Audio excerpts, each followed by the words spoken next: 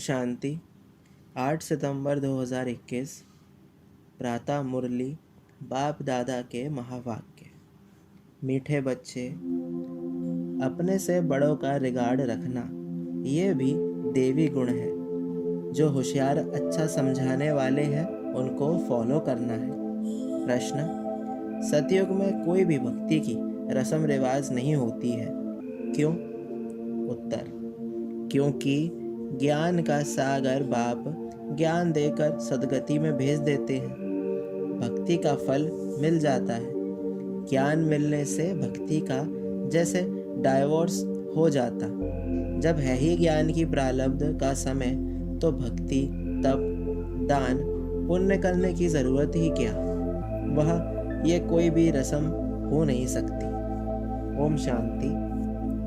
पतित पावन शिव भगवानुवाच।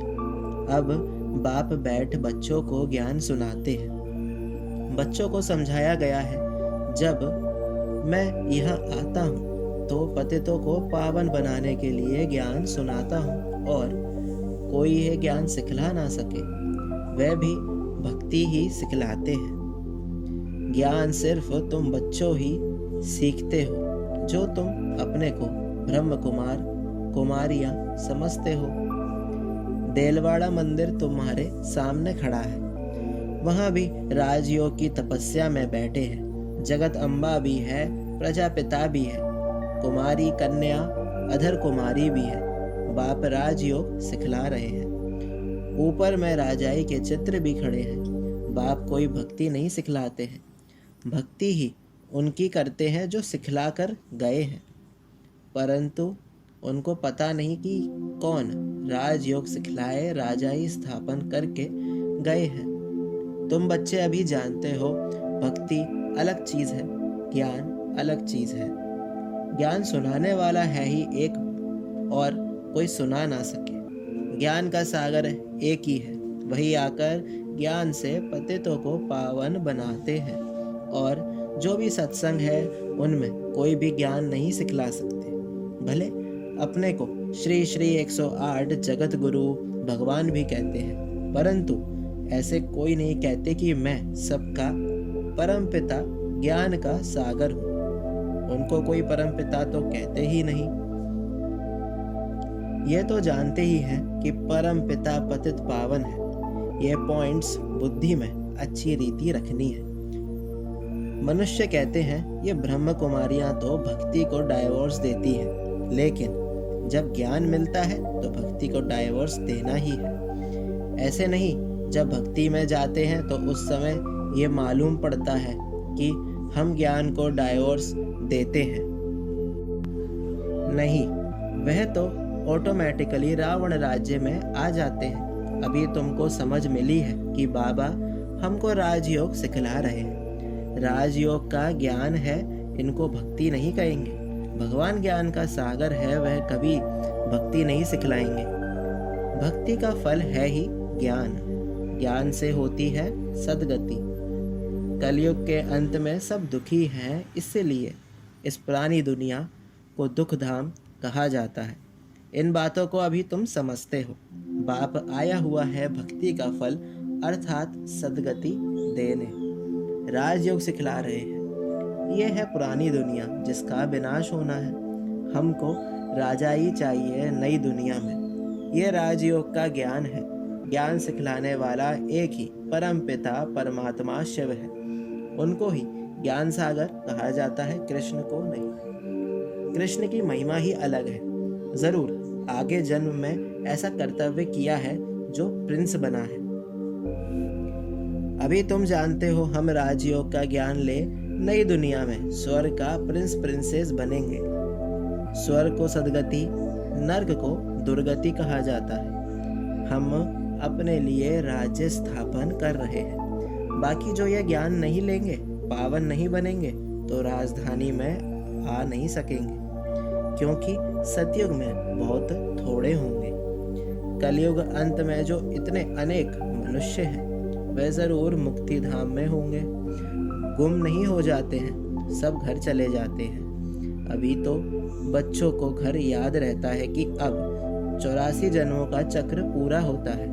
नाटक पूरा होता है। अनेक बार चक्र लगाया है। ये तुम ब्राह्मण बच्चे ही जानते हो, ब्राह्मण तो बनते जाते हैं। 16,108 की माला है। सतयुग में तो बहुत नहीं होंगे।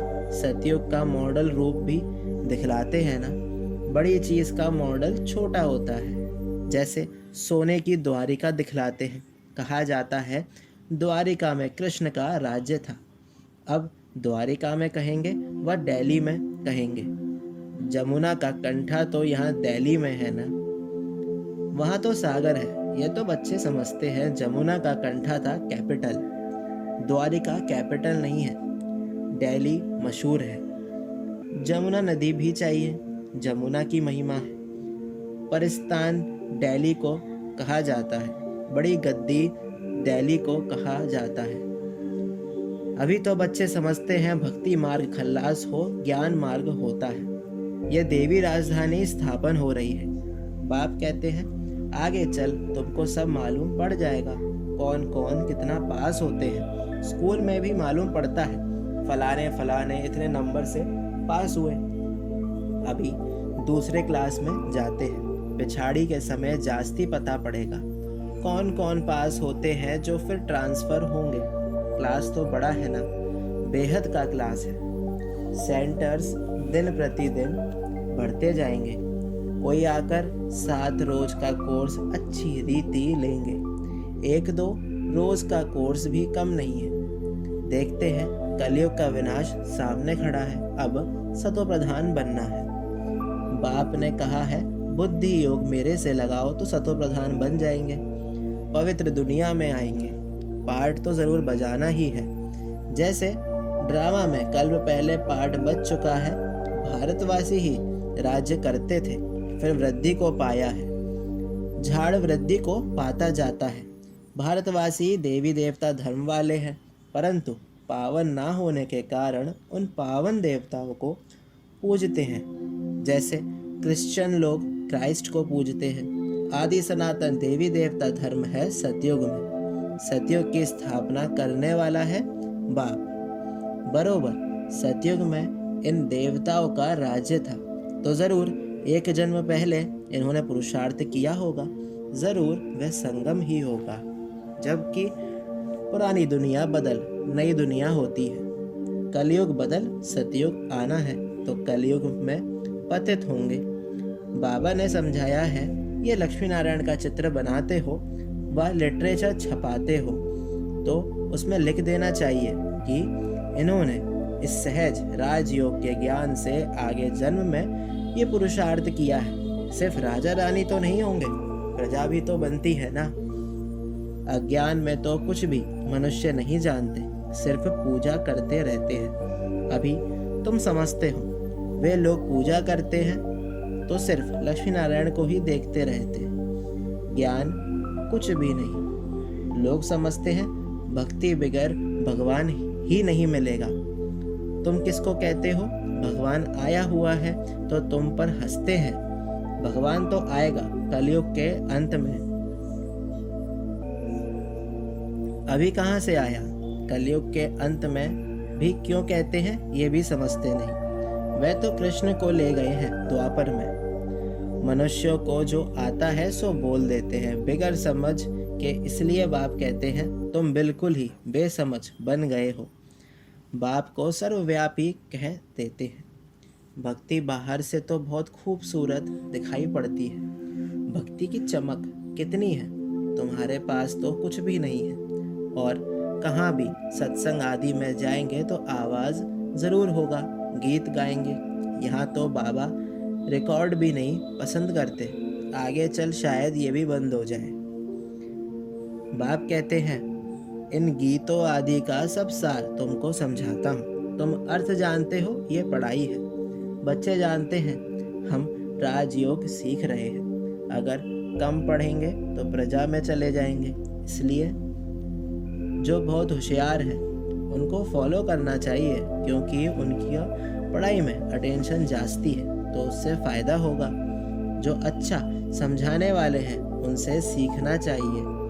जो अच्छा समझाते हैं उनको सेंटर्स पर याद करते हैं ना, ब्रह्म कुमारी तो बैठी है, फिर कहते हैं फलाने आए।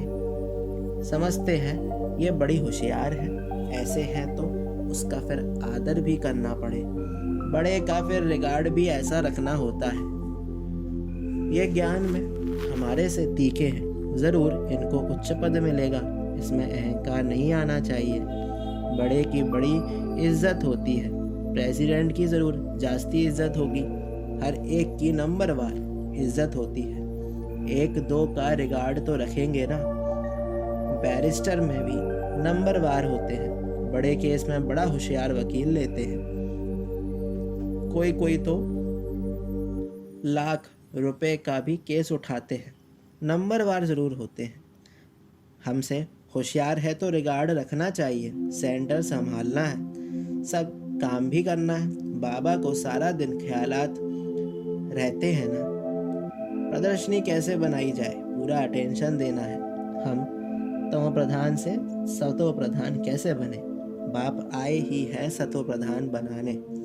पतित पावन बाप ही है, यहाँ फिर कहते हैं पतित पावनी गंगा, उसमें जन्म जन्मांतर स्नान करते आए हैं। पावन तो कोई भी बनना नहीं है, ये सब है भक्ति। जबकि कहते हैं हे पतित पावन आओ, वह आएगा तो जरूर संगम पर, और एक ही बार आते हैं। हर एक की अपनी अपनी रस्म रिवाज है। जैसे नेपाल में अष्टमी पर बलि चढ़ाते हैं, छोटे बच्चों को हाथ में बंदूक दे चलवाते हैं, वह भी बलि चढ़ाएंगे। बड़ा होगा तो एक धक से बछड़े को काट देगा। कोई ने कम धक लगाया, एक धक से ना मरे तो वह बलि नहीं हुई, वह देवी पर नहीं चढ़ाएंगे। ये सब है भक्ति मार्ग। हर एक की अपनी अपनी कल्पना है, कल्पना पर फॉलोअर्स बन जाते हैं।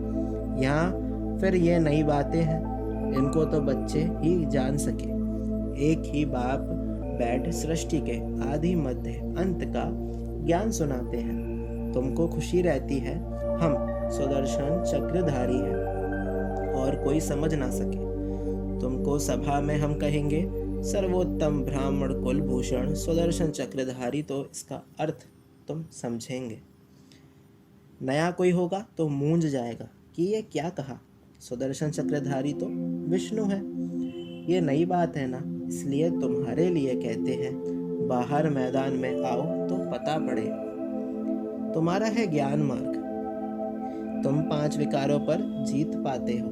इन असुरों 5 विकारों से तुम्हारी लड़ाई है, फिर तुम देवता बनते हो और कोई लड़ाई की बात नहीं होती। जहाँ असुर है वहाँ देवताएं होते नहीं। तुम हो ब्राह्मण, देवता बनने वाले। जो पुरुषार्थ कर रहे हो, रुद्र ज्ञान यज्ञ में ब्राह्मण जरूर चाहिए, सिवाय ब्राह्मणों के यज्ञ होता नहीं। रुद्र है शिव। फिर कृष्ण का नाम कहाँ से आया? तुम दुनिया से बिल्कुल ही न्यारे हो, और तुम हो कितने थोड़े। चिड़ियाओं के ने सागर को हप किया। शास्त्रों में दंत कथाएं कितनी हैं। बाप कहते हैं अब वह सब बोल माँ में कम याद करो। आत्मा ही बाप को याद करती है, बाप तो एक है ना। हे परमात्मा व प्रभु कहते हैं तो उस समय लिंग भी याद नहीं आता है, सिर्फ ईश्वर व प्रभु कह देते हैं। आत्मा को बाप से आधा कल्प का सुख मिला हुआ है, तो फिर भक्ति मार्ग में याद करती है। अभी तुमको नॉलेज मिली है आत्मा क्या है, परमात्मा क्या है। हम सब आत्माएं मूल वतन में रहने वाली हैं, वहाँ से नंबरवार पार्ट बजाने आती है। पहले आते हैं देवी देवताएं। कहते हैं क्राइस्ट के पहले देवी देवता धर्म था। 5000 वर्ष की बात है। वो लोग कह देते 50,000 साल की ये पुरानी चीज़ है, परंतु 50,000 वर्ष की पुरानी चीज़ कोई हो नहीं सकती। ड्रामा है ही 5000 वर्ष का। मुख्य धर्म है ही यह। इन धर्म वालों के ही मकान आदि होंगे। पहले पहले तो रजोगुणी बुद्धि थे, अभी तो और ही तमोगुणी बुद्धि वाले हैं। प्रदर्शनी में कितना समझाते हैं, किसकी समझ में थोड़े ही आता है। ब्राह्मणों की ही सैंपलिंग लगनी है, तो बच्चों को समझाया गया है ज्ञान अलग चीज़ है, भक्ति अलग चीज़ है। ज्ञान से सद्गति होती है, इसलिए कहते भी हैं, हे पतित पावन आओ, दुख से लिबरेट करो। फिर गाइड वन साथ ले जाएंगे। बाप आकर आत्माओं को ले जाते हैं, शरीर तो सब खत्म हो जाएंगे, विनाश होगा ना। शास्त्रों में एक ही महाभारत की लड़ाई गाई हुई है, कहते भी हैं ये वही महाभारत की लड़ाई है। वह तो लगनी ही है। सबको बाप का परिचय देते रहो। तमो प्रधान से सतो प्रधान बनने का उपाय तो एक ही है। बाप कहते हैं माँ में कम याद करो तो विकर्म विनाश हो जाएंगे और आत्मा मेरे साथ चली जाएगी। सबको संदेश देते रहो तो बहुतों का कल्याण होगा। अच्छा, मीठे मीठे सिक्के लदे बच्चों प्रति माता पिता बाप दादा का याद प्यार और गुड मॉर्निंग। रूहानी बाप की रूहानी बच्चों को नमस्ते। हम रूहानी बच्चों की रूहानी बाप दादा को याद प्यार और गुड मॉर्निंग, नमस्ते नमस्ते, शुक्रिया बाबा शुक्रिया। धारणा के लिए मुख्य सार। पहला, जो पढ़ाई में होशियार है, अच्छा समझाते हैं, उनका संग करना है, उन्हें रिगार्ड देना है, कभी भी अहंकार में नहीं आना है। दूसरा, ज्ञान की नई नई बातों को अच्छी रीति समझना व समझाना है। इसी खुशी में रहना है कि हम हैं सुदर्शन चक्रधारी।